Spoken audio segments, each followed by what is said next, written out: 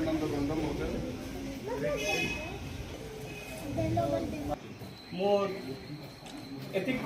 ବି ସମସ୍ତଙ୍କୁ ଧନ୍ୟବାଦ ଦେବି।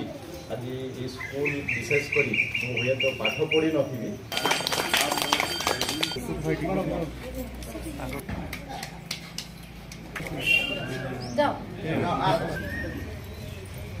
ବଡ଼ ପିଲା ତ ତୁଇ ଖାଇଥା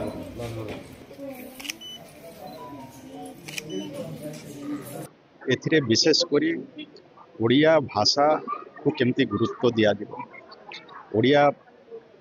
ଓଡ଼ିଆ ଶିକ୍ଷା ପ୍ରତି ସମସ୍ତଙ୍କର ଆଗ୍ରହ କେମିତି ବଢ଼ିବ, ପିଲାମାନେ ଠିକ୍ ଭାବରେ ଓଡ଼ିଆ ଅକ୍ଷର, ଓଡ଼ିଆ ଶବ୍ଦ, ଓଡ଼ିଆ ଶୁଦ୍ଧ ଭାବରେ କେମିତି ପାଠ ପଢ଼ିପାରିବେ ଏବଂ ଓଡ଼ିଆ ଭାଷାକୁ, ଓଡ଼ିଆ ସଂସ୍କୃତି ଆଉ କେମିତି ଉଜ୍ଜୀବିତ କରାଯାଇପାରିବ, ଆକୁ ଏଥିରେ ଗୁରୁତ୍ୱ ଦିଆହେଉଛି।